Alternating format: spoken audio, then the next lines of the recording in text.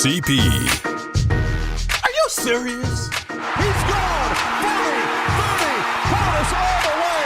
Touchdown Redskins, 64 yards. 26 minutes. He's pretty sharp. You know, he'll coach you up on the Miami guys and everything else. He's kind of fun to be around. Got an opinion too. You know, I've been blessed to have the opportunity to go out and be myself and say the things that I say. And, you know, for the outside world, they can deal with it how they deal with it. 26 minutes with Clinton Portis. CP. Teach him something. Welcome to episode 19, 26 minutes. That's the New Year's edition, all right? This is the New Year's edition, 2019. This is episode 19. We're going into 2019. How great is that? Episode 19. Whoever would have thought that we would make it? I mean, I had an idea we would make it, you know. I didn't know how this was going to work. When they first gave me the couch and, you know, they had the pictures around, say, hey, this is Jake Cringe Rifles, this is Monica McNutt. Like, who are these people? Whoa.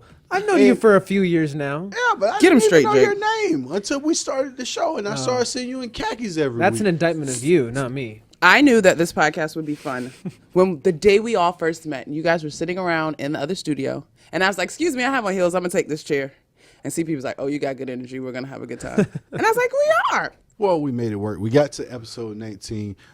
Thank you all for making 26 minutes special. We gave these people an entire season up to this point. More to come. This isn't our last episode, but let's get right into it. Skins finished 7-9, losing in embarrassing fashion to the Eagles. The Eagles go on to the playoffs. You're looking at the Skins. Where do you start? What do you build upon?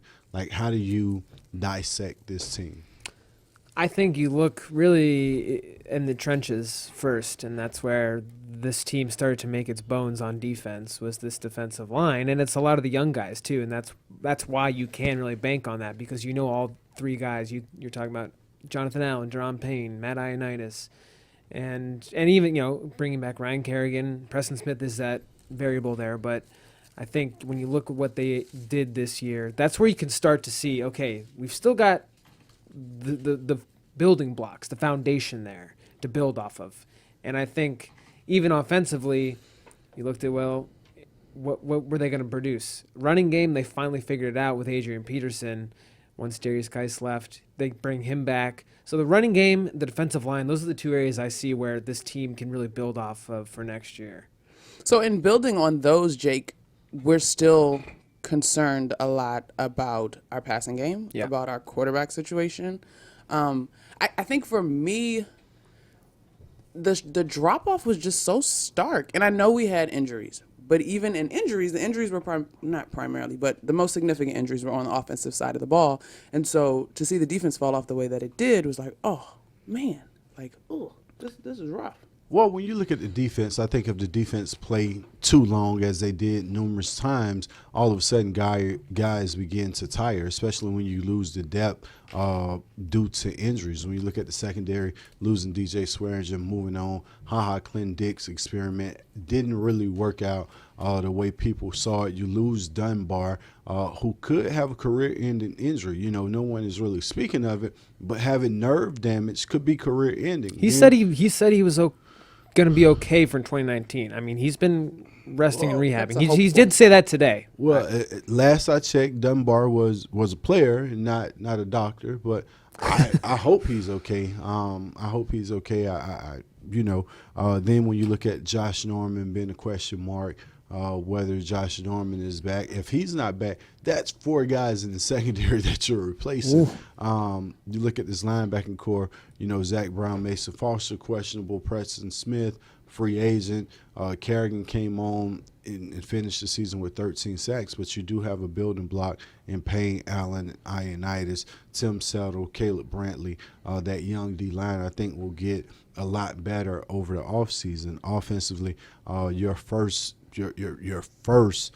priority is signing AP, making sure AP is still in a Redskins uniform, along with Geis. Now you have a 1-2-3 combination instead of a 1-2. So bring Geis back slowly. You still have Chris Thompson. build around AP. You got to get explosive receivers. You know, year in, year out, we talk about this outside of D-Jack and Pierre Garçon. You didn't have that separation. You didn't have that go-to guy when it came to key possession catches. Jamison Crowder, a guy that I'm a big fan of, has to be healthy. You know, he's up, and it's time for him to get paid as well. But what's his price? You know, signing Dox into a 5th year. All questions that has to be answered. Jordan Reed, Vernon Davis getting up in age, health concerns. So a lot of question marks on the offensive side of the ball. Plus, you don't have a quarterback. So, the Skins finished 7-9. A lot to build on, but it can get done. Moving on, you look at some of these other guys that had performances. You go to rookie seasons. Baker Mayfield, Saquon Barkley both had record-breaking rookie seasons. Mayfield break 27 touchdowns, I think. 27 touchdowns. Threw 27 touchdowns, and Barkley go over the 2,000-yard mark, joining only Eric Dickerson and Edgerrin James. So big seasons for both of those rookies. You feel like teams got it right, 1-2 in the draft? I think they did, actually. Looks like it is pretty remarkable when you think about how many of those guys could have just been swapped in. All those quarterbacks. There was like the 5 quarterbacks, you know, Rosen and Darnold and Lamar Jackson even. I mean, he had another impressive rookie season, leading the Ravens to the playoffs. So this was a pretty I think we're going to look back on this class and maybe in a few years from now and say this was probably one of the best ones. And it's rare that you go into it expecting that and then it probably holds true. But I would say, I mean, I think a lot of these guys are still set up for a lot of success down the road. I think what's impressive, too, especially for Baker and Cleveland, there was so much talk about that organization, and when you're trying to break what has been a series of dismal seasons and tough performances, you wonder, can a fresh talent sort of really lift versus kind of get caught in the quagmire, right? And so we loved Hard Knocks with the Cleveland Browns this season, but I think Baker's confidence, his assertiveness, his talent overall, I mean, really to go into that situation and flourish. Now, granted, I do think it was a bit of a perfect storm in that Cleveland did have some other pieces at this point that they haven't had in the past. And then, you know, we go through the whole thing with the head coach. But just that talent, being able to step up. Now, the Giants, on the other hand, still have a lot of work to do in terms of really putting a team around Saquon. But for him to shine in the midst of all that is fantastic. Well, I see things totally different because when you look at Baker Mayfield and his situation, going as the first pick for Cleveland, to scout him as a talent and say this is the best quarterback right now for us. When you look at those other quarterbacks, they're not proven. Watching Rosen and Darnold and the kid in Buffalo, they're not. Then you look at Lamar Jackson's situation, and he's carrying the Ravens or the Ravens carrying him, but it's been great for the NFL for him to take over the Baltimore Ravens. And looking back at the Cleveland Browns, you say the talent that they have, they've had first-round draft picks for the last 10 years where they had early picks. They're finally getting it right. But I think you put Greg Williams in the situation, and guys responded to him. Yeah, that was cool. You look at the coaching job that Greg Williams did and having these guys respond and play for him, even looking at the last game of the season, they were down big. They were down 2 touchdowns, 2 possessions, and came back and fought to make that a game. You know, I think it finished 24-26. I could be wrong, but to make that a game, I love to see when players are fighting for their coach. And he's not even going to be retained. Then you look at the New York Giants, who you say, well, they need pieces. They need linemen. They need linemen and a future quarterback. But I feel as if Eli Manning could actually get the job done next year. If you go out and 2 free agent linemen, this is a different team because you have a running game. You still have OBJ. You have Shepard. You have Ingram who's coming on. So that defense begins to come alive at the end of the season. The Giants, if you look at the Giants, they lost in a comeback to the Eagles, the Colts, the Cowboys. So they were up in those games after being out of, they had 3 wins at a certain point in this season where they should have won away, and they kind of responded to the coach. I think it was the coach learning the players and then playing for him. So, you got a lot, especially if you're the Giants. You're getting another high pick this year, so you can go and add talent. You can add another weapon and go and get linemen in the offseason. I think that's great for the Giants.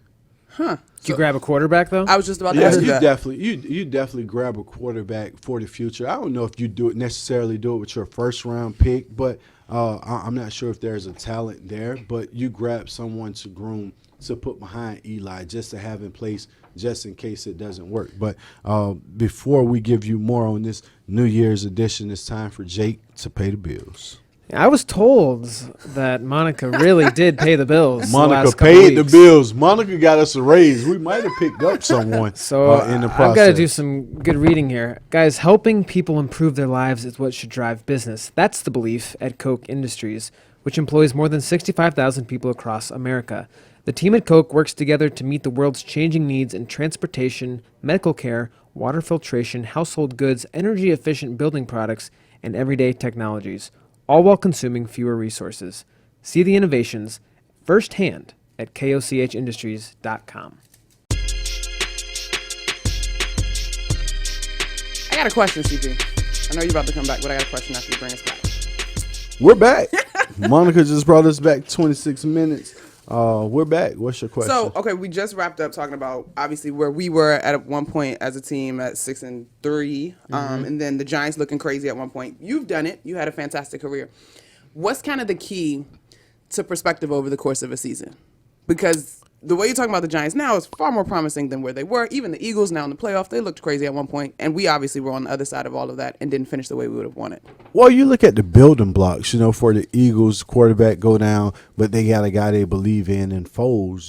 Then all of a sudden they begin to get some pieces back. Jernigan come back from injury, so that depth of the D-line that was so dominant last year in their Super Bowl run. So they had building blocks. All of a sudden, Aguilar, Jeffries come alive, the two tight ends, Ertz and Goddard, getting Sproles back from injury after they had been decimated in the running backs and the defensive backfield. All of a sudden, Malcolm Jenkins and Sproles come alive to save their position. So when you look at the Giants, same thing, getting some people back, sending some guys on, the bad apple, Eli Apple, that is, sending him to New Orleans, getting rid of Snacks Harrison, sending him to Detroit and getting something in return. All of a sudden having building blocks and holding players accountable for their actions. Hey, you know what? This experiment is not working. We'll move on from you. And I think guys responded to that.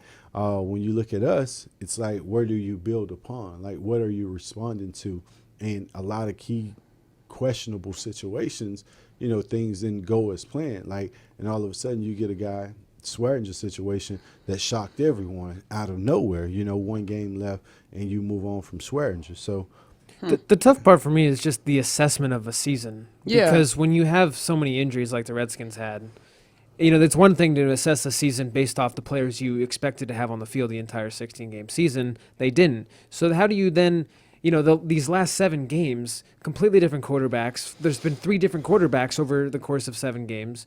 How do you look at and say, well, Josh Doxson's production really dropped? Well, it kind of probably had to, because how do you get on the same page with someone in the middle of a season? It's hard to judge the production when you're hit by the injury bug. 2 years in a row, that is, just to have the production, because the guys that you bring in never were a part of the organization. You look at Sanchez, you look at Johnson coming in at quarterback. Josh Doxson got off to a slow start with Alex, but learning Alex. So, you can't contribute that to Josh. It's just like they were learning each other, and all of a sudden he had a couple decent games, and Mo Harris come on, and then they're gone, because the quarterback position changed, or the O-line gets decimated. You take a big hit when you lose Sheriff, you lose Alex Smith, so Chris Thompson is gone. A lot of pressure. It's hard to look at your team and say, well, if this would have happened, because you never really saw those guys together. And that leads us to the segment that I want to discuss in the Jags. Thinking about the biggest letdown of the season, the Jags were in the AFC championship game last year, and all of a sudden they're imploding inside. Tom Coughlin came out yesterday and basically said Leonard Fournette and TJ Yeldon discussed the team and the organization by their actions on the sideline, and those actions were, he called them disrespectful, selfish, and their behavior was unbecoming that of a professional football player. And I think that's what the league is going to. When you get these young guys, everyone feels so entitled, man. There's no love and passion for the game. And his complaint stemmed from those guys, Fournette being inactive, Yeldon being active, but Hyde was playing. So Yeldon wasn't on the field, so he wasn't paying attention to the game. And Fournette wasn't even dressed, so him and Yeldon were entertaining each other. Guys in the running back room entertaining each other and not really caring what happened on the field and not supporting their teammates. So, again, when you see this type of situation, you look at Ramsey conversation throughout the year where he was annoyed and aggravated, and then all of a sudden at the end of the season you see offensively the offense, which didn't give that defense anything. They still had a decent defense, but offensively they were horrible, and you bench your quarterback and you fire this guy and you move on from this guy, and all of a sudden the leader of your offense or the face of your offense, Leonard Fournette, is not even paying attention. Should somebody on the bench have checked them, like a player? Who's going to check him? Jalen Ramsey? That leads to a fight, that leads to a fight. I'm asking you, though, like, as teammates, just off strength of, like, we teammates. Somebody should be like, dog. Yeldon's been in the league for a while now. They should know better. TJ Yeldon is actually a free agent this year, so that doesn't help him moving forward. He's definitely not going to get re-signed by the Jacksonville Jaguars. So, but just to tarnish your name in the last game of the season, you only got one more game. If you want to lose focus, hey, today you're available, but Fournette, when you look at Fournette's career and all the incidents this season, the fight, the suspension, it's just like one of those up and down guys. He came in last year, he had a decent year after all the hype, and then it kind of fizzles out. It kind of fizzles out like, oh, I'm an NFL player, I do what I want, and I'm going to do it this way. You have to sustain success over a period of time to establish yourself as a player, and that's what I hate about sports now. It's like soon as someone come that could bring promise or that should be good, everyone buy into it and love them automatically. Like, oh yeah, he's the next. Oh, he's this good, or he's gonna be Fred Taylor. He's gonna be Clint Portis. He's gonna be this guy, and they're not. They have a good year, but to be able to be Fred Taylor, you got to go out and sustain success over a 10 or 11-year career, and you got to carry yourself as a professional. You got to go out and be involved in the community. There's a lot to go to it, not just being on the field, having a decent season. Are there then indicators early on? Because we were just talking about the seasons that Baker and Saquon have had. Are there indicators of a guy that will be able to sustain it from a character standpoint, not just talent? Well, it is, because I think Baker will grow. You knew this character of Baker Mayfield, and Baker Mayfield had some incidents in this season, but he responded to them. So he's going to grow as a leader or a captain or a face of an organization. He's growing. Saquon Barkley, he was squeaky clean. Absolutely. He's just the player that everyone falls in love with. He's the Reggie Bush of this millennium, the guy that can do everything, that's a playmaker. Now, being able to sustain and grow as a player, some of the things running out of bounds, just some of the little things that you do as a running back, he's going to have to pick up on. His pass blocking, seeing those things, which you can always improve on. But his playmaking ability, no one could take that away. And the way New York responded to him, you see what I'm saying? Like, he's great for New York, especially coming off of Odell Beckham as the face of your organization. Now, that's an easy change. Mm-hmm. This is why I think it's important to have veterans in the locker room, because so many teams now build their teams through the draft, and they want to win championships. They really try, especially with their quarterbacks, to try to win in that first 4-year window where they get these guys on their first contract. And so then that's when the issue starts to arise with, and you saw with the Jaguars, where you have Ramsey and you've got Fournette and you've got these guys who make it really big out the gate, and they get to a certain point with this team and with their team, and they lead them there. And then if something starts to go wrong, they don't have the leadership in the locker room or the mentors there with them to say, hey, this is going to happen. It's going to be up and down, And I think that's where a lot of teams can really benefit. I just feel like what Adrian Peterson brought to this team this year, there's a lot of young guys still on this team. For sure. Especially with Darius Geis going in the offseason. I think they're going to work out together. I think it's important to have some of those guys that have a bigger perspective on a season, on a career, that can then lead these guys to the right place. I totally agree. Speaking of careers and perspective, when we get back, we'll touch on the best thing we saw and a guy who declared himself the GOAT. That's when we come back on 26 Minutes. But right now, Jake, take it away. Football might be the gift that keeps on giving, but it's not something you can wrap in shiny paper and send to a friend. For that kind of gift, look to the Virginia Lottery's holiday games. When you give holiday games to family, friends, or neighbors, you're giving the gift of joy, and you could be giving the gift of awesome cash prizes too. Give $1 Holiday Sparkle Scratchers to everyone in your fantasy football league. Or pass out $2 gingerbread double scratchers to all your coworkers.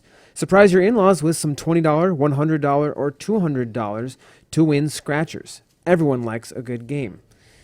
The season of giving is here, so give the gift of joy. Give holiday games from the Virginia Lottery. Look for Holiday Sparkle Gingerbread Doubler, Winter Luck, $10,000 bonus. Win either $100 or $200 and all the other Virginia Lottery games at your favorite lottery retailer. And let me tell you a little bit about our friends at your local DC area Meineke Car Care Centers. It's a great place for everything you need to get done to help keep your car on the road. It's so important to maintain your car, and there are 19 Meineke Car Care locations in the greater Washington, D.C. area to help you do so. So is car repair on your holiday shopping list? With services from oil change to brake repair, the experts at Meineke have you covered. Right now, get a basic oil change for only $19.95. Go in today or save time by booking online at Meineke.com. Meineke, on with life.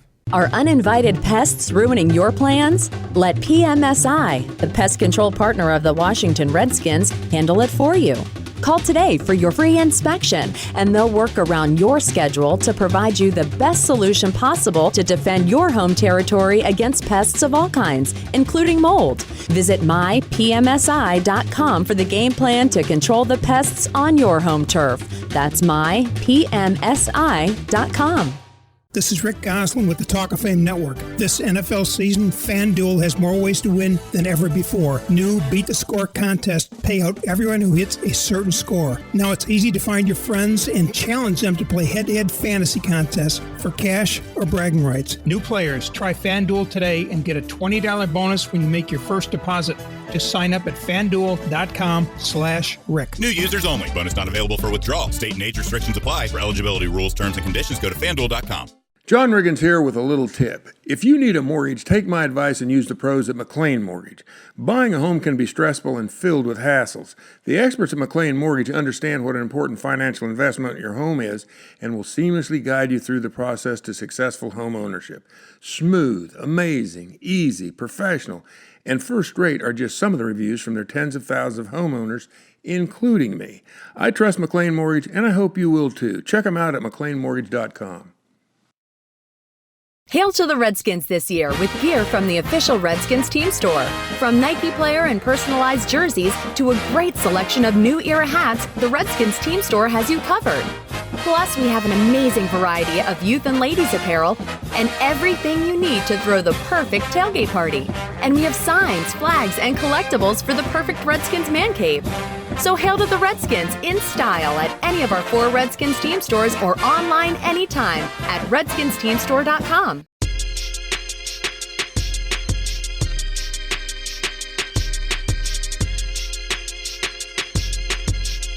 Speaking of being on with life, on right now, 26 minutes, episode 19, first episode of 2019.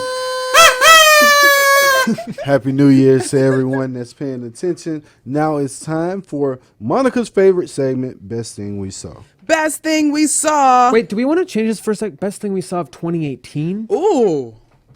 I like it, but that's challenging. I know it's a challenge. It's a curveball. I just threw it in there. Don't be throwing curves on my show, Jay. Jess is welcome back present. That's actually great. That's a good one. That's a great idea. Best thing we saw. Just anything. We would get to run the gamut. I think for me, and I don't know if this is still because it's still pretty fresh to us, I would have to give it to Jalen Hurts in the SEC championship game. I think from a sports perspective, at least.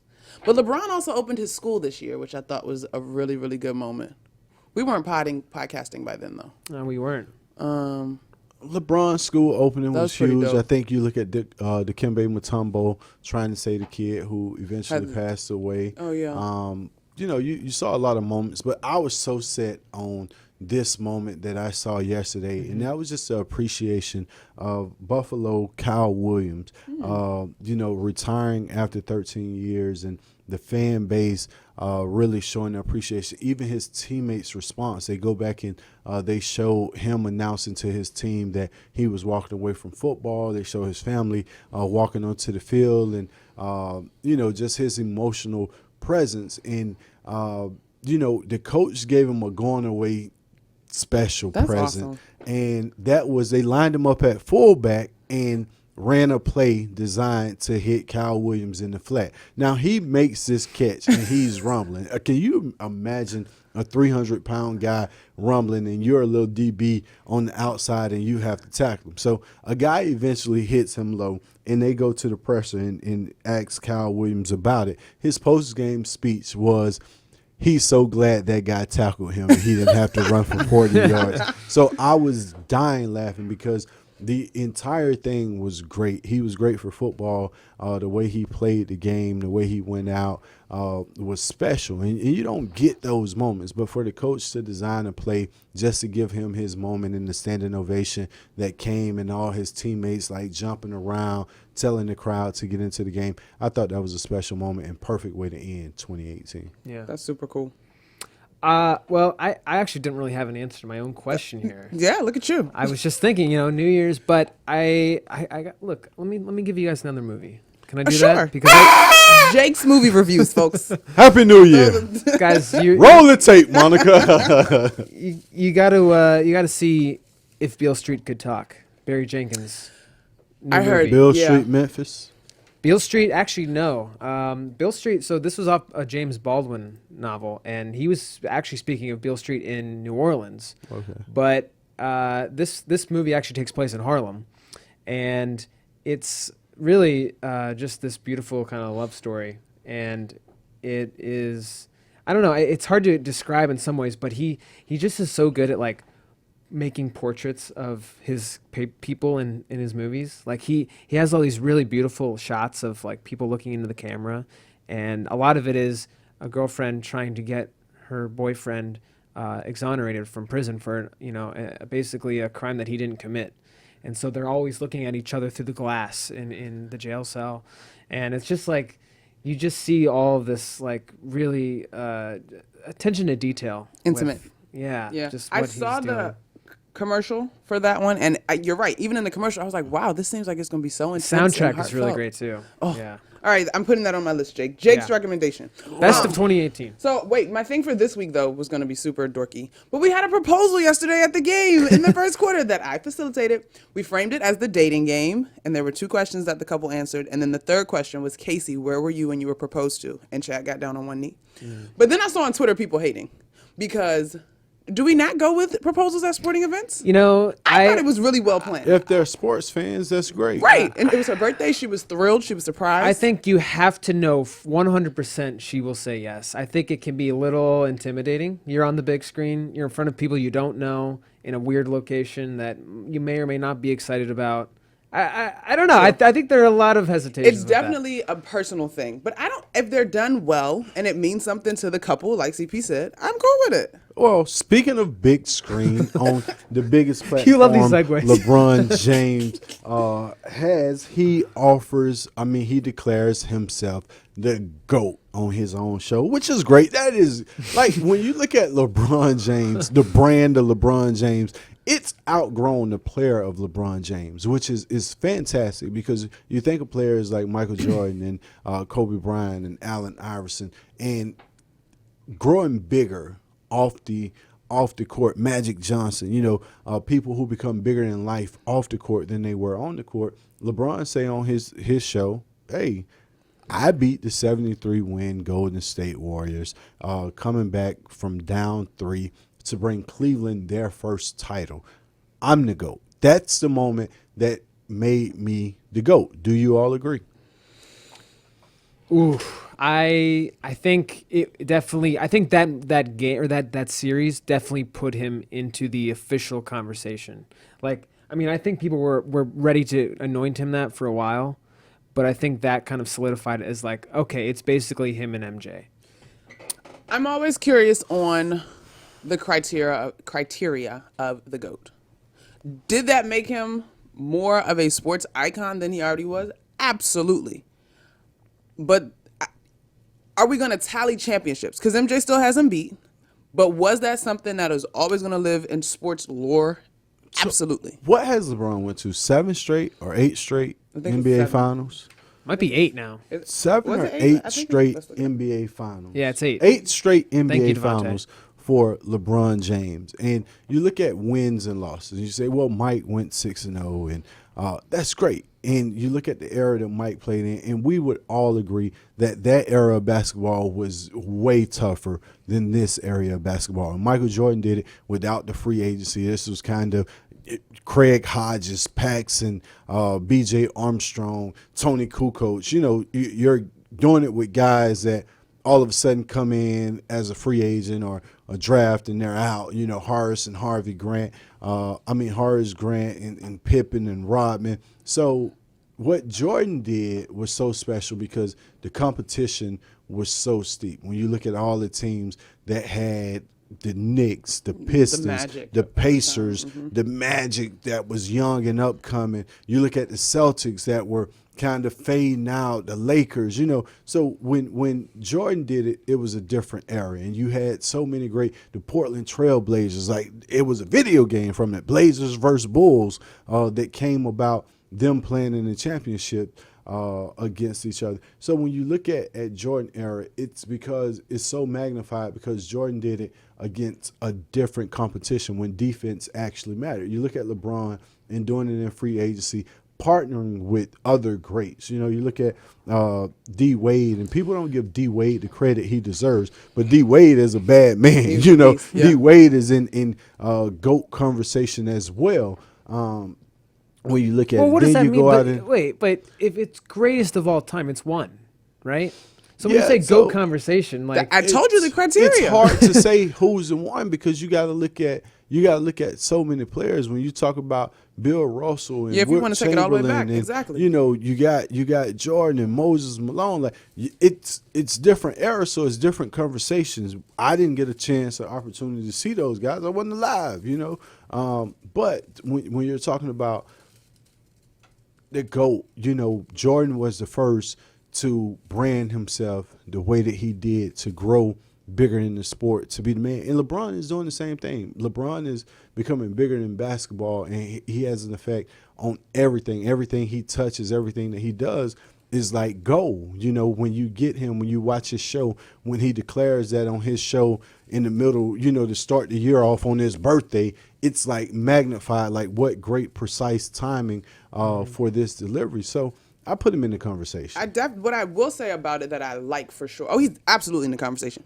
I think it's cool that now we're getting to a place where athletes will say, I think I'm this, or I'm worthy of the praise that people are giving me. So for so long we got the humble guy, whatever. Well, he's been humble. I mean, I feel like that's what I'm saying. But he's earned the right to be like, yeah, I think I'm the GOAT, and that's cool. Well, I've been feeling like I was GOAT. Boy. I never really waited for someone else to tell me. It was just having that mindset to overcome obstacles and always saying that you can't do. You develop that mindset for myself, and I don't think I was shy about voicing my opinion when it came to competition. It wasn't that I felt like I was best. It just felt like if we got to compete for this, I'm going to beat you. I'm going to figure out a way to win and become victorious. And whether it's carrying an organization, running the ball, whatever it is, I'm going to figure this out and come out a winner. You know, you give me enough time. So great thing about it is episode 19, first